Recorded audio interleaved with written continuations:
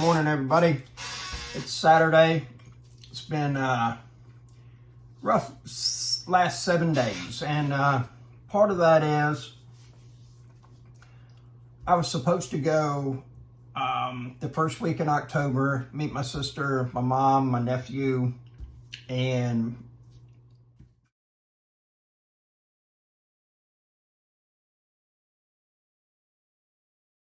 Flagler Beach, Florida.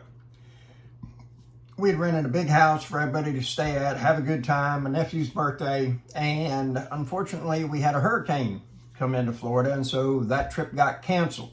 All right. Now it's been about a month and a half, 2 months since I've taken more than 3 days off in a row. And something that's happened in the last 2 to 3 years with me is that, and I've never suffered from depression before, but I get to a point where I become depressed. I guess you would call it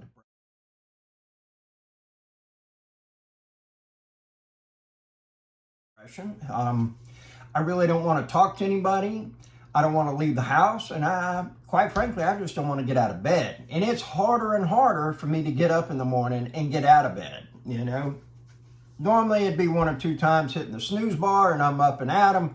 Not now. It's like 5 and 6 times. So there you have it, you know. And I go through these spells. And I know that we did reschedule the trip for the first week in November, but I'm not sure I'm going to be able to wait that long. And it's something that I need to do for myself, in the sense that I need to recharge my batteries. And I don't mind going month and a half straight and only taking a half day off here, half day off there, but it starts to add up. And maybe the thing that I need to do is learn how to master taking the weekend off, or, something to that effect. And so, that's kind of been partly where I'm at. The other thing is that we've got that house that I've already got a deposit down. They're supposed to be moving in November 1st. We are making great progress on it. I'm happy with it so far, but my biggest customer is trying to get a house done as well. And so they're very reliant upon me to help them out with that. And so unfortunately, their deadline, my deadline, it's making things a little bit on the difficult side. I'm not complaining. It's a blessing to be employed and have work going, okay? So going through all of this, it's, for lack of better words, it's just a juggling act, and it's part of being self-employed, entrepreneur, whatever you want to say. And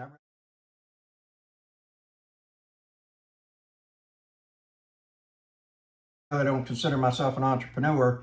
However, one of the things that I have been doing is taking a look at what it is that you do that has the greatest impact, and what are some things that you can hand off to somebody else. And one of those things that I've done here recently is the lady that works for me, I've gotten her a work truck. And the thing is that I need for her to be in a situation where if I need for her to go get plywood or sheetrock or something of that nature, she's got a way to do that, to load the sheetrock and get it to the job site, something of that nature. And she didn't have a truck, and so that will help with this.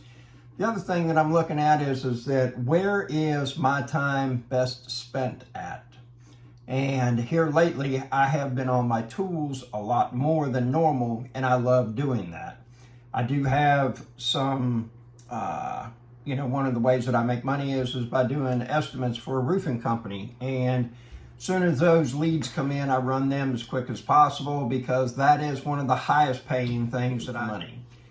So those get a priority. Next thing is that we run the crew, so to speak, and that is that we, do work for people and we charge them and we get paid for it. And then we also work on my properties as well.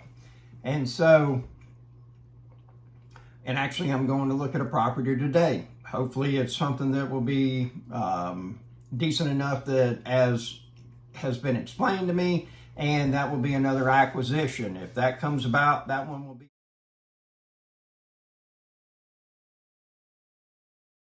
a really good cash flowing property. So we'll just have to see. So the big thing is that I need to be taking better care of myself. Financial health is great. Way cool, okay?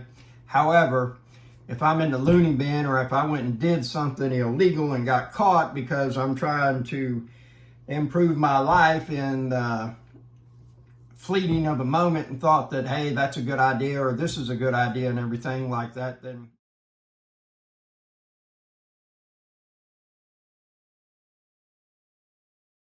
it's really not going to matter how much money you do have, And if you don't have time for your wellness, then you're going to have to make time for your illness. Something will be coming, So the reality of the situation is that it's a constant ebb and flow. It's a constant balancing act. It's like that guy that walks the tightrope at the circus, that's got the bar across and everything. You make an adjustment over here, and then you got to make an adjustment over there. And I'm in one of those points where I'm making adjustments. If this thing was easy, everybody would be doing it. If it was perfect, it would be easy. If there was a manual, or if you could sit there and just block out everything and it was going to fill each niche, so to speak, just perfectly, then it would be a whole lot easier. However, it just doesn't work like that. Sometimes it's great, sometimes it's not. Now I also have an eviction in process. It was a funny thing. These people will have they've rented from me 5 months. They've been late twice. And the way that my business is set up is that rents due the first through the third. On the fourth, the eviction process starts. The reason that I do that is this.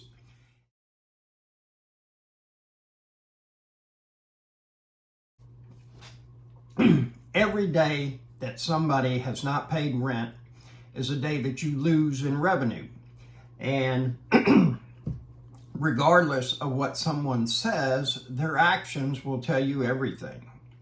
And 9 times out of 10, it is not a tragedy that has occurred that has made the rent not get paid. It is a money management problem.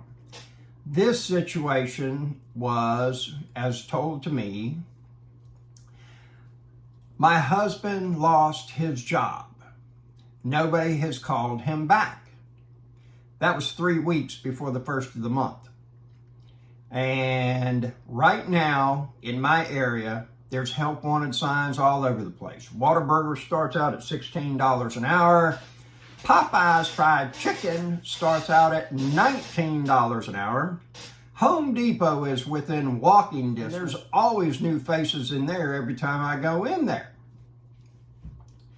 The plasma clinic is open. Day labor that you can get a check that day is open. And there's a couple of fast food restaurants that you can actually go to work that day. And there's some kind of service that you can get paid that day. You pay you pay a premium for it, but you can get a check that day. Okay, so it really doesn't fly with me. And what that tells me is that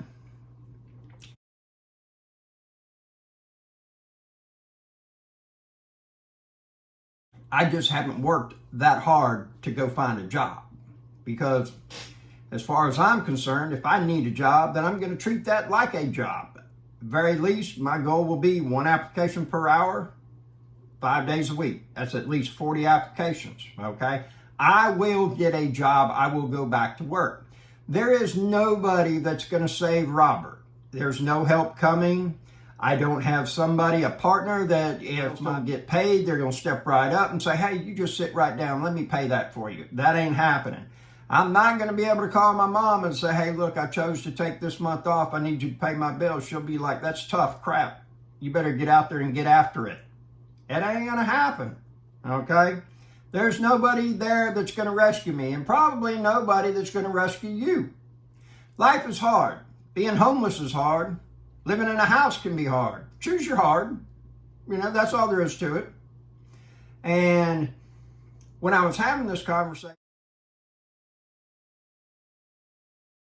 with this resident, her and her husband were both in the car on the way to take the child to school. Now, I'm not so sure about the whole situation and everything, but I did get told that the kid needed new clothes, new shoes, and everything to be able to start the new school year. Expenses. I've never heard a child being denied an education because they wore clothes from last year.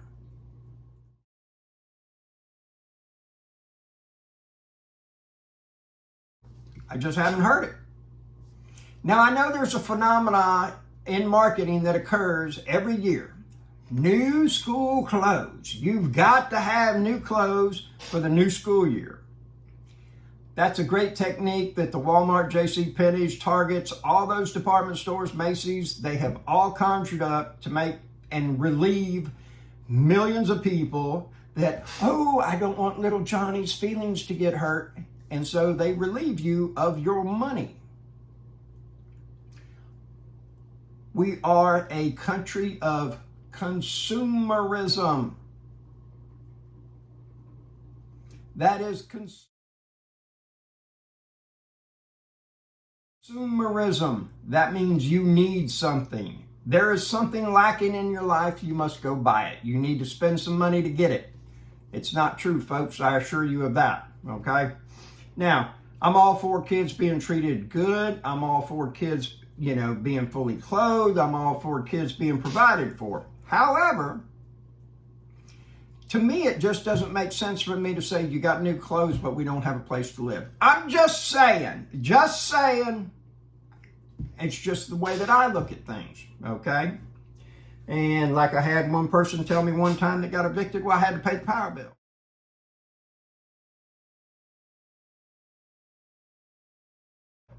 And I'm like, well, if you don't have a dwelling to live in, then you don't have to pay a power bill. Is that correct? Well, yeah. And I said, okay, well, maybe you should pay the rent instead of the power bill. I never thought about it like that. Hello, welcome to my world. So there you have it. It's been a heck of a week. I'm not complaining. I've had some really good weeks. And one thing about it is, why not me? We think this thing is supposed to be rosy and peaches and, everything's supposed to be 100%, all 8 cylinder, every week, week in and out. Gosh darn it, I'm a good person. I show up on time. I pay my bills on time and everything like that. There is nothing in the world that says you're entitled to good times because you do the right thing. Get it out of your head. This is just part of it. I've had a lot more home runs than I've had strikeouts, and I am blessed to participate in this thing we call life, especially in the United States of America. There's so much opportunity out there. So that's what's going on. Please check up on me and say, hey, what are you doing? What are you doing for your mental health? I greatly appreciate it. Have a wonderful day.